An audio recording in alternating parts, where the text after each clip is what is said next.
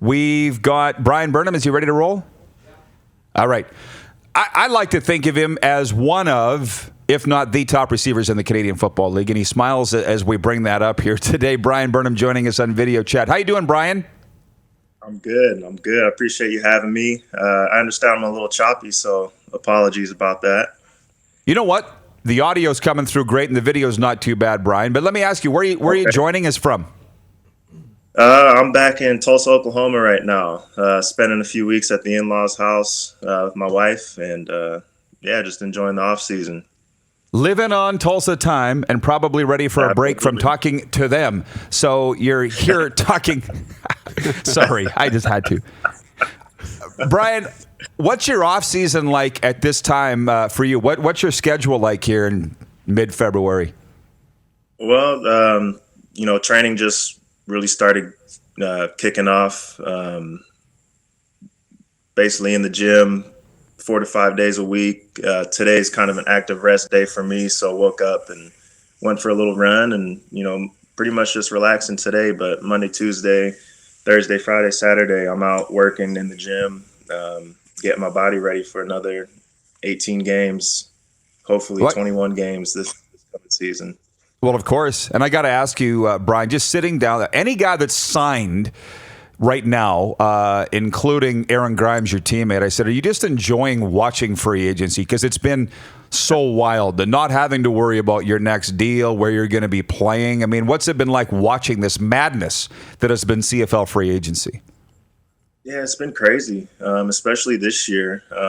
Last year, a lot of guys were signing without knowing what the CBA was going to hold. And, obviously that didn't get signed until training camp. So a lot of people really didn't know. And, I was pretty fortunate that I did sign a multi-year deal because, just obviously the way things have been going this year, if you didn't sign early, it seems like the money kind of dried up. So it's unfortunate that there's still a lot of great guys out there who aren't signed, either because there's not money left or whatever the case may be. But it feels good because, I just remember going through the stress and anxiety, and it was fun. It was a fun experience going through free agency, but there's definitely some stress that goes on with that, and I'm fortunate I didn't have to deal with that this year.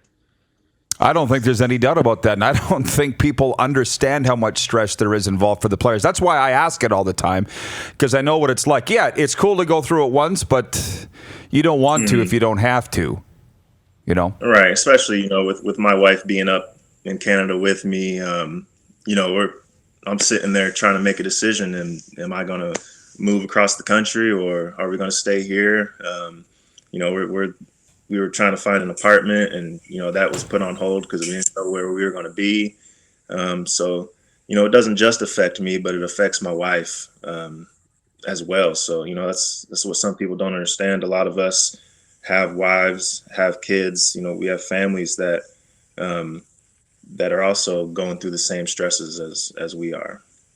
Brian, we like to take questions from the viewers, and Kevin Diaco's watching in Saskatoon. He says, Brian, what are the keys to you guys getting off to a quick start this year and getting chemistry in place with the BC Lions?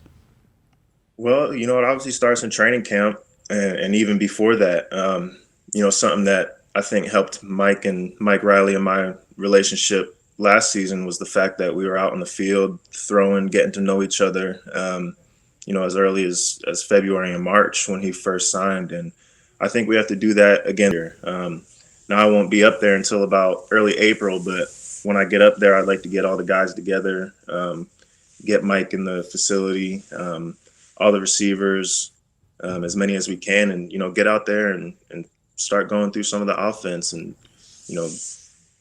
get through that before we get to training camp. So we get to training camp, we have that relationship, and it pretty much all comes down to training camp. How hard you work, the relationships you build, not just on the field but off the field as well.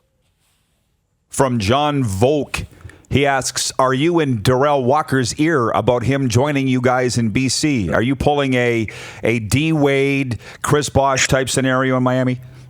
You know what? I'm not. And it's just based off the fact that, I have a lot of respect for him. and the way he plays, and I would obviously love to play with him. I mean, I don't think I can name a better duo in the CFL if me and him were teamed up together. But I respect the fact that he has to make this decision on his own. And while it could help to, tug at him a little bit, he has to do what's best for him. And whether that's financially or whatnot, I just want to let him make that decision on his own. If he wants to come play with us, I'd love that. I think people are starting to get to know you better. I know I am here, and this makes sense now. I believe it was Wayne in Victoria, BC, wrote in, and he says he loves how when you score a touchdown, you don't hot dog it. Some guys do, you don't. Can you talk about your humble nature on the football field? I'm just out there doing what I love to do. I enjoy every moment of whether it's practice, meetings, the game. I just know that I'm so fortunate to, going on 30 to still be able to be playing football. And, I think it's just the way I was raised. My dad was never a flashy guy. He was just a hard worker, Vietnam vet, Marine. I mean, so many titles. But I expect to be in the end zone. So when I get in the end zone, it's not a surprise to me, and it's not something that I feel like I need to be flashy about and, go crazy and celebrate. I score a touchdown. It's what I'm supposed to do. It's what I'm paid to do, and I want to go do it again. And that's not to discredit guys that are flashy and do like to celebrate. I don't find anything wrong with it, but it's just not my personality. It's not who I am. Bryan, it's Darren DuPont, and I know we talk about you're one of those elite players in the Canadian Football League. So with the XFL starting up, where does it sit, amongst the players who are under contract and the elite players like yourselves? Have you been approached by people in the XFL? Are you thinking about it? How does that affect you guys and the players right now? For me, I'm just a spectator. I haven't been approached by the XFL. I honestly have no intentions of looking into it or wanting to play there. I love the Canadian Football League. It's been great to me. The fans have been great to me. I love being in Canada. So I'm going to play up here as long as I can. And, not that I think the XFL is going to fold or anything like that. I actually watched, the past 2 weeks, a few games, and it was pretty entertaining, and I enjoyed it. But, I love the CFL and love being a member of the BC Lions. So, hopefully that doesn't change anytime soon. J.R. Rowley is watching in Cranbrook, BC. He's a big Lions fan, and he asks, are you excited to work with Rick Campbell this year? Absolutely. I talked to Rick a few weeks ago on the phone. He gave me a call, and he's been a guy that, obviously he's a Grey Cup champion. When Clay Brooks, got fired, I don't think Rick was kind of on the table. He was still under contract in Ottawa. And then when you saw that he was parting ways with Ottawa, my eyes kind of lit up, and, I got excited because just of the prospect of him coming over here. And when that was announced, I was very excited, just watching how he acts on the sideline and talking to some players who have played for him, and everyone has good things to say, and he seems like a good dude, so I'm looking forward to it. He really is. And actually, Randy Nichols watching in Alberta, Cochrane, Alberta, he says, what a humble superstar. Great interview. Ron Hart in Calgary says, Burnham, she wears your jersey every game, and we go every time the Lions are in Calgary. We are coming to BC awesome. This year. You saw that, or you said that's awesome. That's awesome. You please, yeah. We're coming to BC for a game. She's excited to go see you. Can you please say hi, Ray, and I'll show her the video. Absolutely, hi, Ray. So what does it feel like, Bryan? And you are a stud. I mean, you are one of the CFL's most electrifying players. What does it feel like to see people wearing 16 Burnham jerseys? Oh, man. it's hard to put into words. That's when you're a kid out in the backyard, whether you're by yourself, which, I was sometimes, just throwing the ball up to myself or with your friends, wearing your favorite jersey. You kind of envision that one day you'll walk out onto the field and you'll look up into the stands and you'll see your jersey.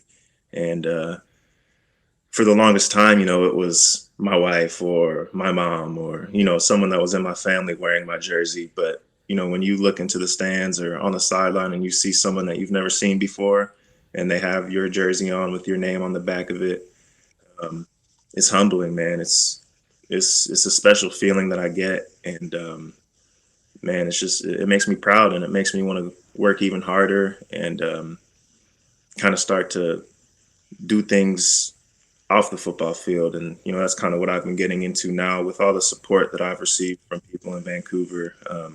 It makes me want to give back and go out and whether it's reaching out to the kids or people in need. It's just a special feeling to kind of have that connection with the community. Bryan, I feel like we could go all day, but I'm sure your in-laws have something for you to do here. So I'm just going to make a couple comments here, and then I'll let you go. From Dwayne in Tway, Saskatchewan, he says, this is why I watch the Rod Pedersen Show. We get down-to-earth FaceTime with all the great guests. So thank you, Bryan, for that. Brady in Saskatoon says, Bryan Burnham is an elite baller. Would you ever think about coming to Saskatchewan and playing with the green and white? I see you're an original Lion since 2014. You've never played for anybody else. I don't think you want to leave. But for the Rider fans that would like to see you here, would you ever consider it?